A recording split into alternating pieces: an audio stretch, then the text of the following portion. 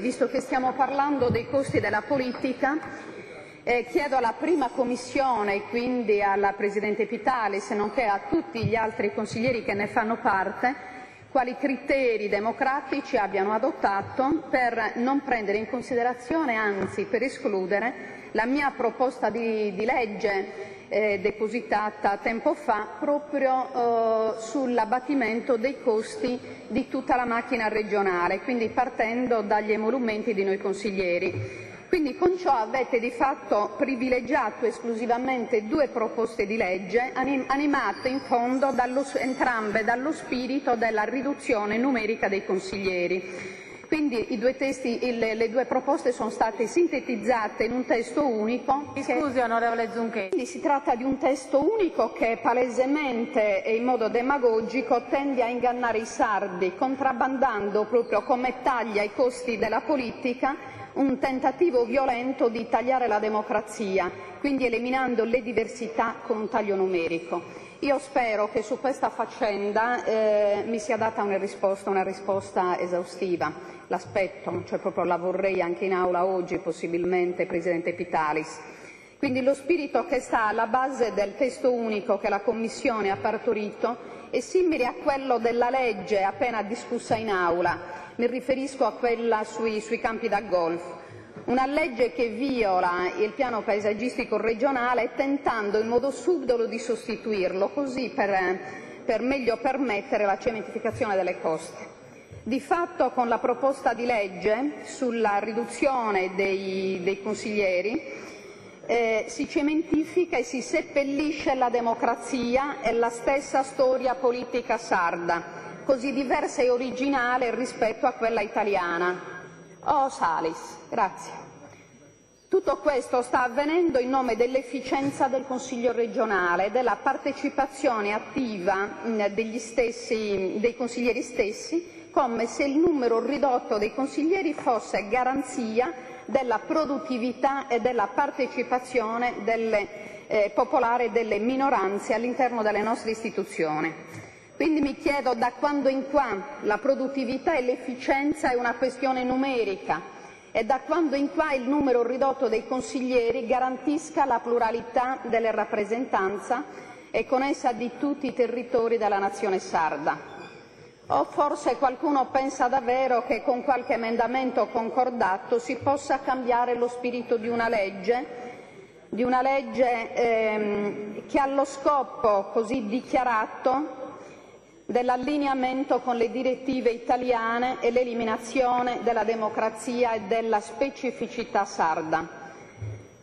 E se così fosse, mi chiedo anche perché in Commissione non si sia provveduto a stilare un altro testo che categoricamente non recepisse questi diktat d'oltremare, quindi contenuta esattamente nell'ultima finanziaria di Berlusconi e di Calderoli.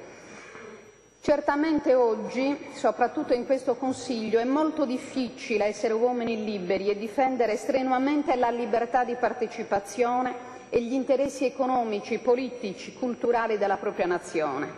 È molto più semplice essere esecutori di ordini italiani, di qualsiasi colore, per poter usufruire forse di qualche beneficio che lo Stato italiano e il colonialismo della globalizzazione mondiale, bontà sua, concede di volta in volta ai bravi. Questa legge non è un semplice errore politico da parte dei consiglieri distratti della Commissione, ma è un freddo e deliberato attacco alla specificità sarda e ai diritti di rappresentanza delle minoranze politiche dei territori. Un attacco voluto da Berlusconi e dal suo centrodestra per ingannare gli italiani e i sardi, per far pagare la crisi alla maggioranza del popolo, salvaguardando gli interessi economici dell'elite finanziaria e della classe politica. Insomma, è la solita storia del far finta di cambiare tutto per poi non cambiare nulla e mantenere i privilegi di chi li ha, imponendo demagogicamente tagli e riduzioni senza nessun progetto logico, organico e rispettoso delle nostre diversità culturali e territoriali. Vedi pure anche tutta la riduzione, cioè le proposte di riduzione e di accorpamento dei comuni. Questo spirito è perfettamente in linea con la volontà di semplificare le diversità sociali, economiche e culturali dell'Italia e della Sardegna, con il bipolarismo e il bipartitismo perfetto. Questa purtroppo drammaticamente è la tendenza naturale. Mi rincresce che la Commissione abbia sposato in modo così ossequioso la filosofia scellerata di Berlusconi e dei suoi soci. Sicuramente questo non le fa onore, anzi, ne ha fatto uno strumento di oppressione del popolo sardo, di cui tutti noi facciamo parte. E non si parli in questo caso di mancanza di esercizio di sovranità da parte del Consiglio. Mi rivolgo a lei, onorevole Maninchedda.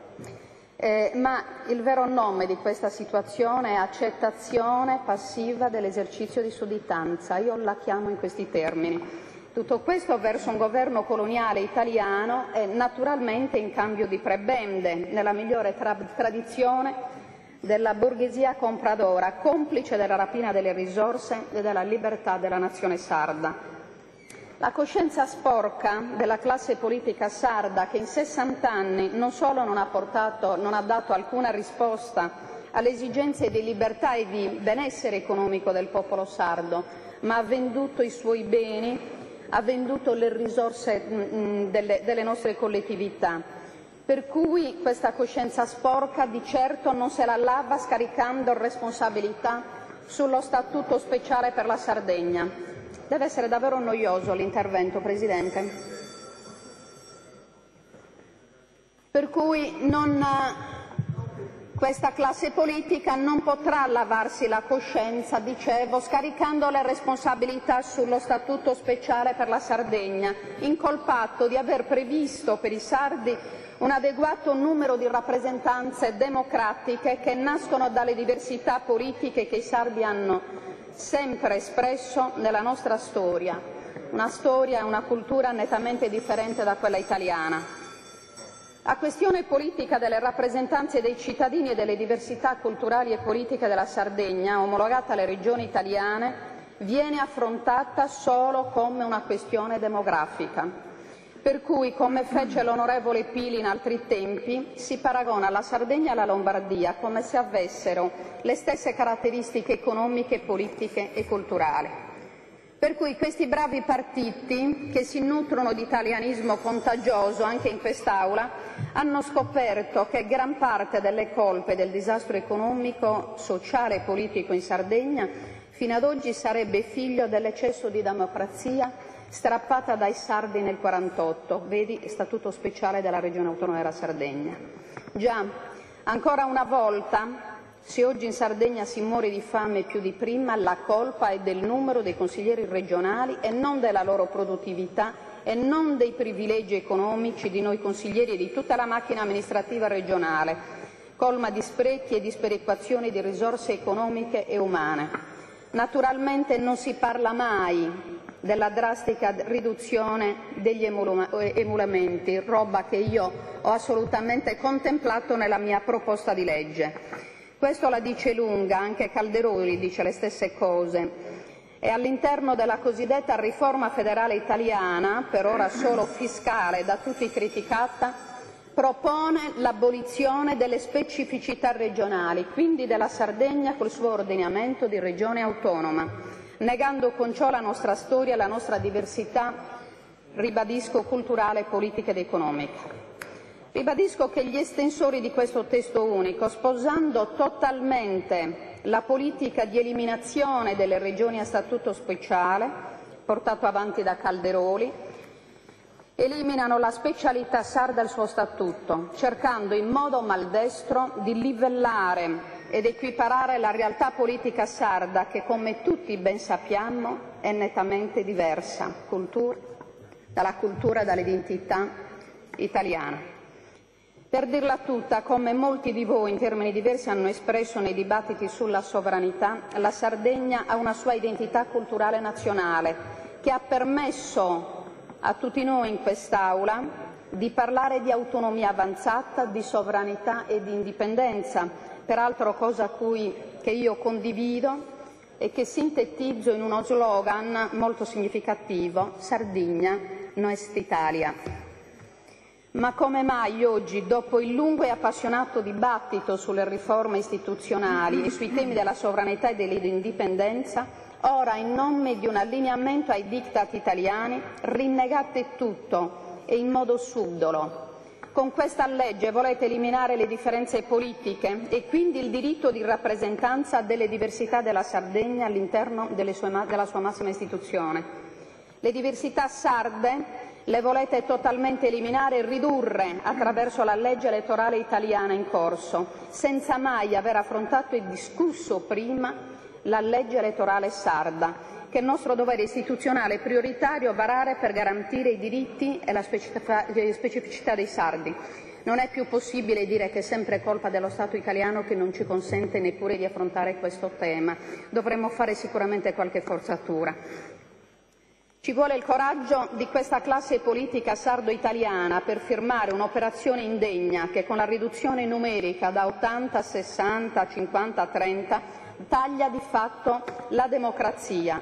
Il tutto a bontà vostra con la mira ad accrescere l'autorevolezza dell'organo legislativo regionale e paradossalmente garantire la piena rappresentanza di tutti i territori, così ho letto da qualche parte. Insomma, come viene detto nella proposta del centrodestra, la riduzione delle rappresentanze popolari paradossalmente garantirebbero un più stretto rapporto fra cittadini e istituzioni, concetti accolti ed espressi in termini diversi in entrambe le proposte e sintetizzate poi dalla Commissione che, per evitare incidenti istituzionali legislativi, modifica semplicemente l'articolo 16 della legge costituzionale del 26 febbraio del 48, Statuto speciale, sostituendo al numero 80 la parola 50.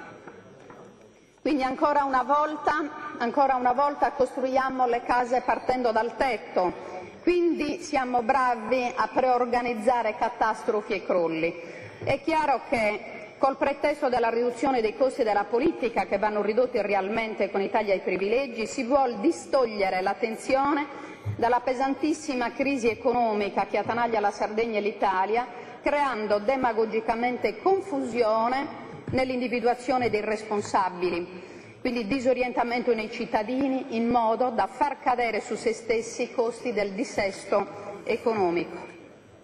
Ribadisco che questa proposta di legge è fatta in totale mancanza di una legge elettorale sarda, quindi anche questo alla faccia della nostra autonomia, e questo la dice lunga anche sulla qualità della nostra politica. E fra l'altro non entra assolutamente in merito ai privilegi, cosa che la gente ci sta chiedendo, i privilegi della classe politica di cui anch'io faccio parte, che è un brusio un po' fastidioso, vabbè. Non entra neppure in merito ai tagli dei costi reali della politica, sposando con ciò la stessa filosofia di riduzioni demagogiche che il governo Berlusconi propone, a cui il centrosinistra comunque di Bersani si accoda timidamente, non avendo nessuna nuova e reale proposta di cambiamento radicale della società. Quindi mi chiedo in base a che cosa si rappresentano i territori senza la legge elettorale sarda che garantisca territori, cittadini e diversità. Questa unità di intenti e anche di altre formazioni di centrodestra e centrosinistra e di tutte le formazioni centriste, quindi nel voler scientificamente consegnare la Sardegna all'omologazione italiana, negando ferocemente i più elementari momenti di partecipazione democratica alle formazioni minori identitarie, ci dice quanto sui temi della democrazia e partecipazione popolare queste formazioni puntano al bipolarismo perfetto.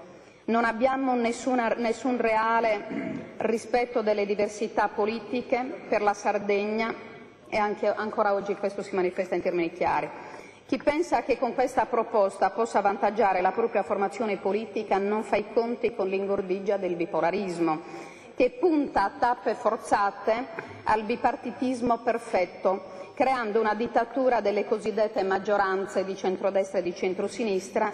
E sicuramente questa azione politica, io mi auguro che sia il tema di riflessione per tutto il mondo, realmente, genuinamente indipendentista, progressista e identitario. Il Consiglio regionale, per il ruolo così statutario che copre, deve urgentemente varare la legge elettorale sarda, che, riconoscendo le peculiarità sarde, tuteli e garantisca l'espressione di tutte le diversità, chiaramente a costi equi e sopportabili dai sardi.